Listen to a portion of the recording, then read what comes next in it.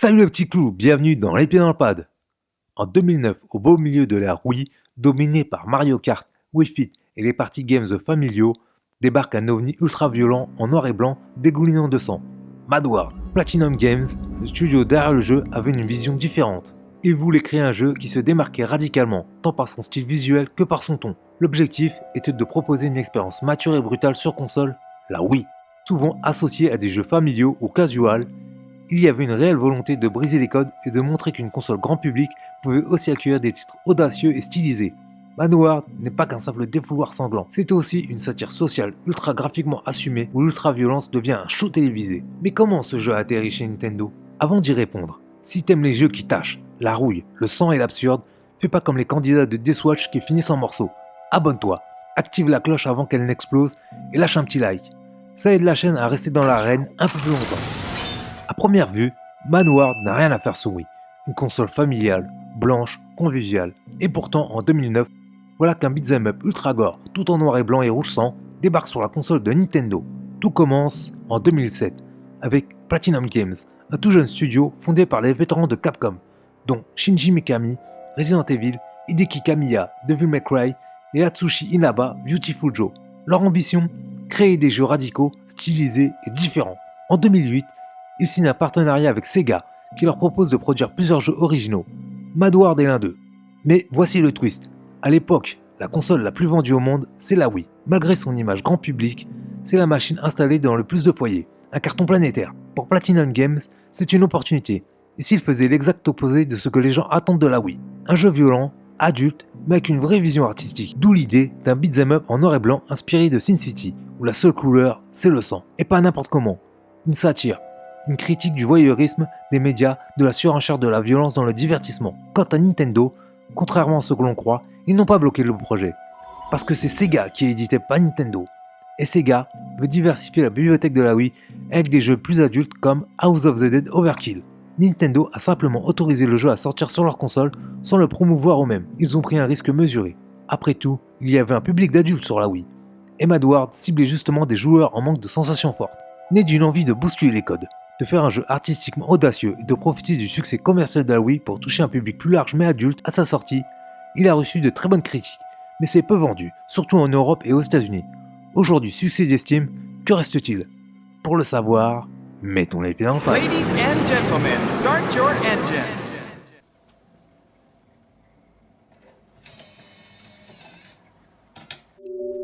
Mad World.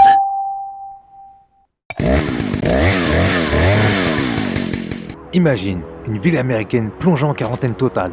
Les communications sont coupées, les sorties bloquées. Et surtout, un étrange jeu télévisé a pris le contrôle des rues.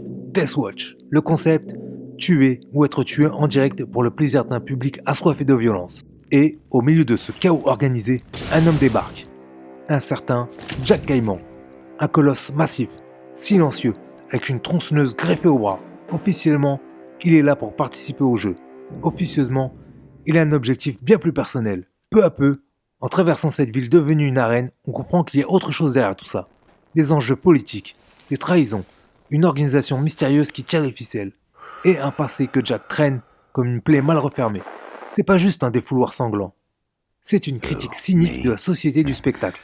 Une satire du voyeurisme où chaque meurtre devient une performance notée et applaudie. Et plus tu avances, plus tu te demandes qui regarde, qui manipule et pourquoi tout ça a été mis en place.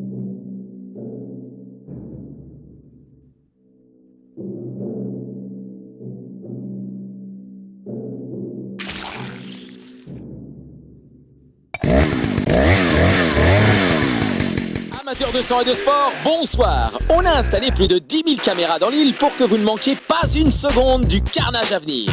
Pour avoir participé moi-même à plusieurs de ces jeux, je peux vous promettre une chose. Vous allez voir plus de sang couler que si vous installiez une colonie de vacances au beau milieu d'un champ de mine. Il ne vous reste plus qu'à faire vos paris et à admirer le spectacle. Beat'em up en 3D avec un système de scoring basé sur la violence stylisée. Tuer un ennemi à coups de poing, ça passe. Mais l'empaler avec un panneau de signalisation, l'éclater dans un tonneau en flammes, puis le balancer contre un mur de pique, là, tu montes dans le classement. En te baladant dans les zones, tu peux utiliser plein d'objets du décor. pneus, lampadaires, massues. Chaque niveau est un petit bac à sable où tu expérimentes les façons les plus absurdes et sadiques de faire du nettoyage pour faire grimper le score et l'audimat. Arcom bonjour. Et tout ça est accompagné d'un duo de commentateurs TV façon Takeshi Castle complètement déchaîné qui balance des punchlines trash en temps réel. Comme l'émission de télé-réalité du film Running Man, mais en plus grand. Côté commande, la Wiimote et le Nunchuk sont mis à contribution. Coup classique au stick, finish move à base de mouvements de bras, QTE à la chaîne, combo improvisé, c'est brut, ça secoue et ça fait transpirer les poignets. Chaque zone propose aussi des mini-jeux tordus appelés Bloodbath Challenge. Exemple, faire voler des ennemis dans une cible géante avec une batte de baseball cloutée ou balancer des mecs dans une turbine qui finissent façon hachis parmentier. Plus c'est absurde, plus ça paye. Entre deux bains de sang, tu affrontes des boss démesurés, chacun avec un design délirant et un pattern bien à lui. De quoi varier un peu le rythme tout en gardant l'ADN spectacle trash. T'as compris qu'on n'est pas venu faire un balai en tutu. Pourquoi il l'appelle le petit Eddie alors qu'il est super gros? C'est de l'ironie, j'imagine. De la quoi? C'est une figure de rhétorique, un sarcasme par lequel on dit le contraire de ce qu'on veut faire comprendre. Dis-moi, tu te faisais tabasser à l'école, toi, hein?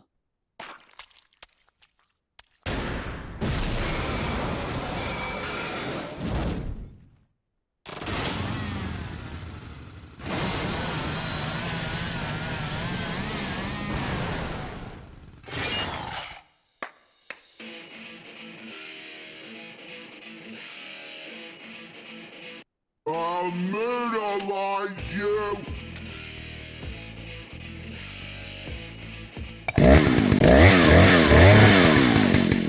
Visuellement, c'est un coup de poing dans la rétine. Dès la première seconde, tu saisis que t'as mis les pieds dans un jeu pas comme les autres.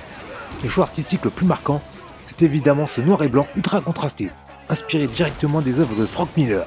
Tout est dessiné avec des ombres épaisses, des contours agressifs et une lumière coupée au couteau. On est presque dans une bande dessinée animée où chaque mouvement laisse une traînée d'encre sèche. Et, au milieu de ce duel graphique permanent, une seule couleur perce, le rouge, le sang. C'est la touche de violence pure mise en valeur comme une signature visuelle. Chaque impact, chaque exécution devient un trait de peinture qui éclabousse l'écran. Un choix radical, presque hypnotique, qui transforme la brutalité en spectacle visuel. Ce style minimaliste n'est pas qu'une coquetterie graphique. Il sert aussi de la lisibilité du gameplay. Dans un chaos constant, le fait de n'avoir que 3 couleurs, noir, blanc, rouge, permet de garder le contrôle, de lire l'action, de se repérer instantanément. Techniquement, Mad World tourne sur Wii avec un moteur qui fait le taf, mais qui pousse la console dans ses retranchements pour afficher autant de contrastes et d'effets de particules. Les animations sont fluides, les attaques s'enchaînent sans accroc, et les effets visuels, éclaboussures, explosions, interactions avec le décor, renforcent le côté exagéré de l'action. Toutefois, on sent que la Wii souffre sur certaines séquences. Chaque niveau a sa propre identité visuelle. Des rues industrielles crasseuses, des zones festives décalées, des décors qui semblent tout droit sortis d'un cauchemar satirique. On sent l'influence du comic pulp, du jeu d'arcade et d'une certaine idée du cinéma de série B, où la violence devient presque une chorégraphie. La caméra suit bien l'action, même si parfois dans les espaces étroits, elle peut avoir du mal à suivre Jack et son bras tronçonneuse. Mais dans l'ensemble, ça reste jouable et lisible malgré un look un peu capricieux. Ce qui n'est pas toujours évident avec ce genre de partie plus visuelle.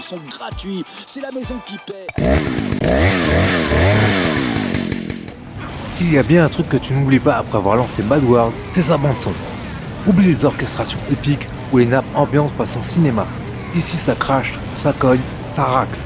Le jeu propose une BO 100% hip-hop underground produite spécialement pour l'occasion avec une sélection d'artistes peu connus mais parfaitement dans le ton. Des beats lourds, des basses qui tabassent, des voix écorchées, c'est du rap brut, crade, sans filtre. Ce n'est pas juste de la musique d'ambiance, c'est une bande son qui fait partie intégrante de l'identité du jeu. Chaque niveau a son propre morceau, calé sur le rythme de l'action, comme si t'étais en train de participer à un clip de rap ultra violent dans un monde de bande dessinée sanglante. Et là où c'est malin, c'est que la BO n'essaye jamais d'adoucir le propos. Elle renforce l'ironie crasse de l'univers pendant que tu balances des types dans une turbine ou que tu fais du bowling avec des cadavres. T'as un MC en fond qui crache des rimes sur le chaos, le pouvoir, la survie. C'est une bande son engagée, rythmée, sale dans le bon sens du terme, qui colle parfaitement à l'identité urbaine, nerveuse et satirique du jeu. Et franchement sur Wii, c'était totalement inattendu.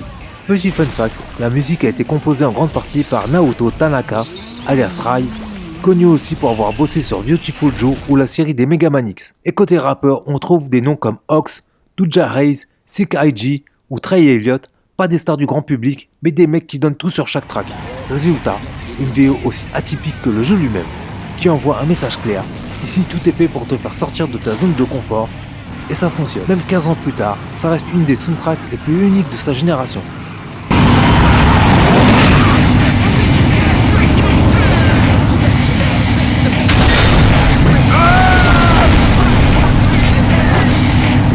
Avec 2 sauvegardes pour le prix d'un, Jack est dans la merde. Tu vas perdre, Jack. Que Jack est mort. Ah bon? Même la partie avec le visage? Surtout celle avec le visage. L'autre bouge encore. Manworld est un jeu assez arcade dans sa structure, dans le cœur du jeu et dans le scoring.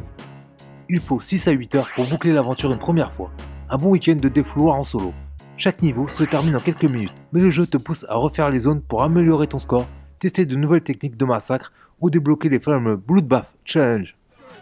Un mode difficile est à débloquer une fois le jeu terminé, et un mode de joueur local qui propose des mini-jeux issus des Bloodbath Challenge façon versus. Pas de quête annexe, pas de personnages secrets, pas de fin alternative, ni de trucs à collectionner dans tous les coins. Le jeu joue la carte de l'arcade pure. Tu reviens pour le challenge, pour le score et pour le fun de démembrer avec style. On est d'accord que c'est pas un jeu parfait, mais c'est un jeu marquant. Une expérience brute, radicale, qui ne ressemble à rien d'autre sur Wii, ni même ailleurs. Son gameplay peut sembler répétitif sur la durée, sa caméra fait parfois des siennes et sa structure reste très arcade. Mais il compense tout ça par une identité visuelle forte, une direction artistique risquée et audacieuse sur une console Nintendo, mais qui possède une ambiance totalement barrée qui te happe du début à la fin. Platinum Games a fait un cri de rage stylisé, un gros majeur levé en l'air à la bien-pensance vidéoludique de l'époque et qui est encore plus valable aujourd'hui. Un jeu qui n'a pas peur d'aller trop loin, quitte à en faire trop, et c'est justement ça qui le rend si intéressant maintenant. Un défouloir, oui, mais un défouloir avec un message, et ça, c'est pas si courant. Merci d'avoir regardé, likez, commentez, partagez, abonnez-vous pour ne pas rater mes prochaines aventures. À bientôt dans les pieds dans le pad. Come one, come all! Got 3 of these games under my belt. Why not make it 4? Just don't get cocky. Who wants a piece of the champ? Congratulations. You place first.